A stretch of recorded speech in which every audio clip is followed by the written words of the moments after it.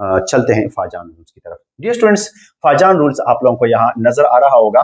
फाजान rule जो है dear students, ये आपको कुछ पॉइंट्स बताता है, लेकिन आप अपने साथ एक चीज को जरा नोट कीजिएगा कि फाजान रूल्स किस चीज के लिए होता है। आपके पास एक अयानिक बांड होता है, एक कोवेलेंट बांड होता है। अब याद रखिएगा 100% ना अयानिक बांड कोवेलेंट हो सकता है, ना अयानिक बांड 100% को अयानिक हो सकता है, ना एक कोवेलेंट बांड 100% कोवेलेंट हो सकता है। ठीक है डियर स्टूडेंट्स, तो ये पॉइंट्स आपको पता होना चाहिए कि ना 100% एक अयानिक बांड अयानिक होता है, ना 100% एक कोवेलेंट बांड कोवेलेंट होता है। इनमें से थोड़े से कैरेक्टर अयानिक के होंगे, जबकि अयानिक में थोड़े से कैरेक्टर किसके होंगे, कोवेलेंट के होंगे। और यहाँ पर आज हमने डिस्कस करना है कि अयानिक बांड के अंदर कोवेलेंट बांड के कितने कैरेक्टर हैं, इनको एक्सप्लेन करेगा कौन, एक्सप्लेन करेगा फाजान रूल। हाँ, अब अयानिक बांड के अंदर कोवेलेंट कैरेक्टर को फाजान रूल एक्सप्लेन करता है, जबकि जबकि आपके पास जो होता है कोवेलेंट बांड के अंदर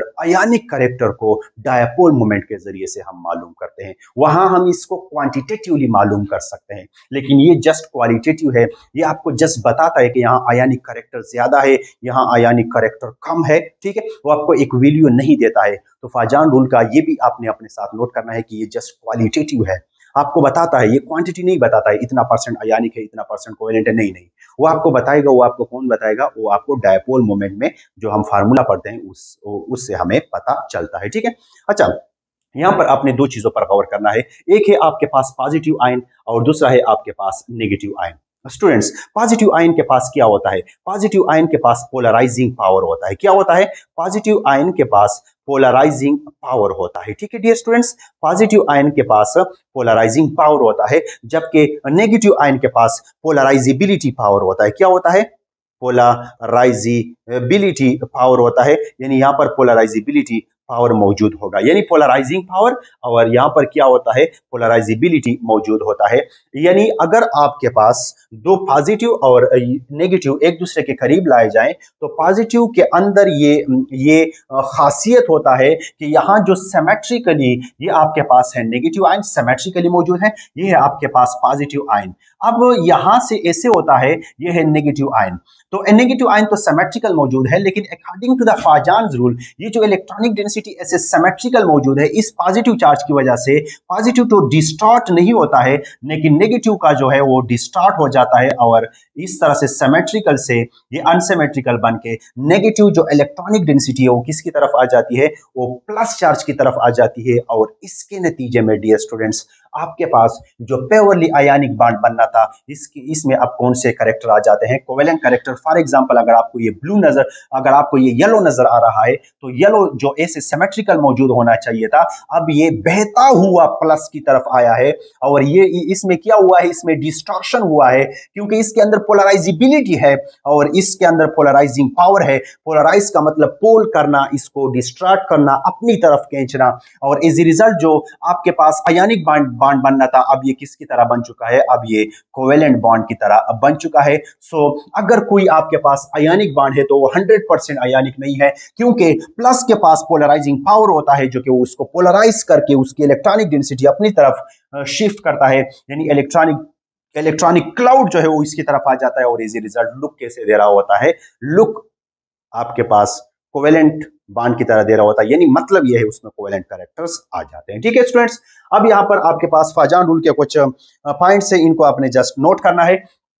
cation covalent character increase with the increase in A9 size, यानी आपके पास इस तरह से हुआ डियर स्टूडेंट्स कि फ्लोरीन है नेगेटिव फॉर्म में है, क्लोरीन है नेगेटिव फॉर्म में है, ब्रोमीन है नेगेटिव फॉर्म में है, और आयोडीन नेगेटिव फॉर्म में है।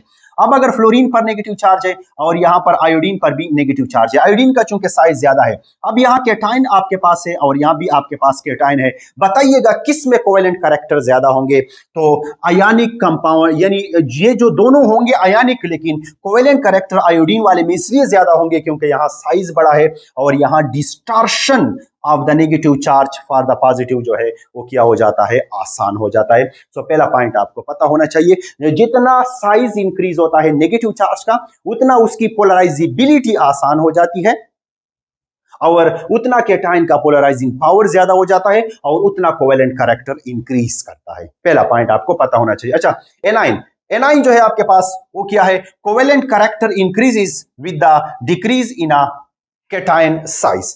फॉर एग्जांपल आपके पास लिथियम है, लिथियम पर प्लस चार्ज है, सोडियम पर प्लस चार्ज है और पोटाशियम पर प्लस चार्ज है। अब आपके पास यहाँ पर एनाइन है, वो सारा का सारा एक ही एनाइन मौजूद है, सेम साइज का नेगेटिव चार्ज मौजूद है। लेकिन यहाँ आपने लिथियम लाया, यहाँ आप ला चुके हैं सोडियम और यहाँ आप ला चुके हैं पोटाशियम। बताइएगा किस में कोवेलेंट कैरेक्टर ज्यादा होगा? तो जहां पर प्लस चार्ज का साइज छोटा है वहां कोवेलेंट चार्ज ज्यादा है, क्योंकि ये इसको ज्यादा डिस्टॉर्ट करता है अपनी तरफ। मींस कि यहाँ न्यूक्लियस जो होता है वो क्या होता है, एक्सपोज्ड होता है। स्टूडेंट्स ये पॉइंट भी प्लीज अपने साथ नोट करें, हर एक पॉइंट अपना अपना एक एमसीक्यूज है। अच्छा जी, the covalent character increase with increase in a charge on other ion. For example आपके पास एक है डियर स्टूडेंट्स एल्यूमिनियम +3 चार्ज आ चुका है और दूसरा है सोडियम +1। बताइएगा किस में कोवेलेंट कैरेक्टर ज्यादा होंगे, किस में पोलराइजिंग पावर ज्यादा होगा? तो जिस पर चार्ज ज्यादा है उसका पोलराइजिंग पावर ज्यादा होगा, और जिसका पोलराइजिंग पावर ज्यादा होता है उसमें कोवेलेंट कैरेक्टर ज्यादा होता है। तो जितना पॉजिटिव पे चार्ज बढ़ता है उतना उसका पोलराइजिंग पावर बढ़ता है, उतना कोवेलेंट कैरेक्टर बढ़ता है। ठीक है डियर स्टूडेंट्स, ये भी पॉइंट अपने साथ नोट करें। एक एमसीक्यूज भी आज इसमें मैं कर रहा हूं इंशाल्लाह। आज ये एमसीक्यूज हमारा आखिरी टॉपिक होगा, फिर इन सब टॉपिक्स का एक कंबाइंड एमसीक्यूज भी इंशाल्लाह हम करेंगे। 40 से 50 तक एमसीक्यूज होंगे, वो सारा इंशाल्लाह हम डिस्कस करेंगे। अच्छा जी, आखिरी पॉइंट है वो है covalent character is greater for cation with a non noble gas electronic configuration. Please इसको आपने अपने साथ नोट करना है। मैं दो एग्जांपल देता हूं। आपके पास है जिंक ऑक्साइड, प्लीज इसको नोट करें, और दूसरा है आपके पास मैग्नीशियम ऑक्साइड। ठीक है, आपके पास जिंक जो है, जिंक इसके ये ओबे करता है 18 इलेक्ट्रॉन रूल को। किस चीज को ओबे करता है? 18 इलेक्ट्रॉन, नट 8 इलेक्ट्रॉन, नट 2 इलेक्ट्रॉन, ये 18 इलेक्ट्रॉन रूल को ओबे करता है, क्योंकि ये ट्रांजिशन मेटल से है। अब यहां पर मैग्नीशियम जो है ये 8 इलेक्ट्रॉन रूल को, यानी ये नोबल गैस की तरह इलेक्ट्रॉनिक कॉन्फ़िगरेशन को अटेन करना चाहता है। ठीक है, अब जब मैग्नीशियम 2 इलेक्ट्रॉन लॉस करेगा तो इसका इलेक्ट्रॉनिक कॉन्फ़िगरेशन किसकी तरह हो जाएगा? नोबल गैस की तरह हो जाएगा। और जब जिंक लॉस करेगा तो इसका इलेक्ट्रॉनिक कॉन्फ़िगरेशन नोबल गैस की तरह तो नहीं हो जाएगा, लेकिन इसके आखिरी शेल में 18 इलेक्ट्रॉन आ जाएंगे।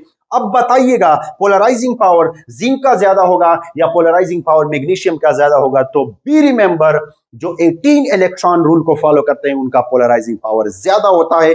बड़ा इंपॉर्टेंट एमसीक्यूज है। और यहां पर non noble gases electronic configuration, इनका non noble gas electronic configuration होता है, यानी इसके आखिरी शेल में 18 इलेक्ट्रॉन आते हैं, और इनका पोलराइजिंग पावर यानी covalent character will be greater, यानी इनका पोलराइजिंग पावर ज्यादा होता है, तो इसमें कोवेलेंट कैरेक्टर ज्यादा होता है। प्लीज इस पॉइंट को अपने साथ नोट करें, बहुत ही इंपॉर्टेंट है। चलो एक एमसीक्यूज करते हैं, फिर क्लास को खत्म कर देते हैं। ठीक है जी, जी एमसीक्यूज आपके सामने आ चुका है। और correct order of polarising power is, तो ये आप लोगों ने जस्ट इसको पिक करना है कि करेक्ट ऑर्डर कौन सा है। मैं नीचे से डी से शुरू करता हूं। मैग्नीशियम पर प्लस, एल्यूमिनियम पर +3, यानी मैग्नीशियम +2 का +3 से पोलराइजिंग पावर ज्यादा होगा। बिल्कुल रॉन्ग है, गलत है, ये हो ही नहीं सकता है, क्योंकि जितना चार्ज ज्यादा होता है उतना पोलराइजिंग पावर ज्यादा होता है। तो डी वाला ऑप्शन गलत। आगे चलते हैं, सी वाला ऑप्शन, +2 का पोलराइजिंग पावर +3 से ज्यादा होगा, ये भी गलत है। ठीक है, चलो ऊपर चलते हैं, बी में +3 का पोलराइजिंग पावर +2 से ज्यादा होगा। यस, ये तो करेक्ट है। आगे आते हैं सीजियम और पोटाशियम। अगर आप सोचें तो यहां पर पोटाशियम ग्रुप में ऊपर आता है, इसका साइज छोटा होता है, जबकि सीजियम ग्रुप में नीचे आता है, उसका साइज बड़ा होता है। जितना कैटायन का साइज बढ़ेगा उतना उसका पोलराइजिंग पावर कम होगा। तो ये भी सही नहीं है, क्योंकि सीजियम पोटाशियम से आगे नहीं आ सकता है। तो dear students, option number A आपके पास सही है। प्लीज इस एमसीक्यूज को अपने साथ नोट करें, बहुत इंपॉर्टेंट एमसीक्यूज है, ये आपसे पूछा जा सकता है। Aluminium +3, magnesium +2, potassium +1 and caesium +1, this is the correct order of polarising power. Please इसको नोट करें। इंशाल्लाह इस टॉपिक से रिलेटेड एमसीक्यूज जो है वो आ रहे हैं आफ्टर द हाइब्रिडाइजेशन के टॉपिक के बाद इंशाल्लाह इसके सारे एमसीक्यूज करेंगे। डियर स्टूडेंट्स, होप सो आप लोगों को कोई डिफिकल्टी नहीं होगी। अगर कामयाबी चाहते हैं, एक ही सेंटेंस है, पढ़ो पढ़ो पढ़ो, बस। इसके ना आगे कुछ है, इससे ना पीछे कुछ है। Thanks for watching.